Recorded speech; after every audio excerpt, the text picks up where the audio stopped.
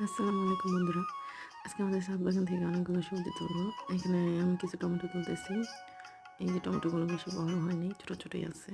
বেশি বড় না, আমি অনেকগুলো একসাথে লাগিয়েছি, এর জন্য বেশি বড় হয় না টমেটোগুলো। ছোট ছোট টমেটোই আছে, এগুলো আমি তুলবো। বেশি বেশি না, 4-5টা হবে মনে হয়। টমেটোগুলো তুলে আমি এগুলো রেখে দিচ্ছি। জুড়িতে লাউ শাক আছে, ওইটা আমার আম্মু তুলতেছে, ওটা দেখানো হয়নি। এখানে কিছু বেগুন আছে। আমি আগে ভুল করে ছোট ছোট বেগুনগুলো ওই গাছ থেকে পেরেছি, এখন দেখি বেগুনগুলো ভালো বড়ই হয়। তো এখানে 3টা মনে হয় বেগুন আছে, ওই বেগুনগুলো তুলবো। এখানে আমি আরেকটা বেগুন তুলে নিচ্ছি, তুলে আরেক সাইডে, হ্যাঁ এখানে আরেকটা বেগুন আছে।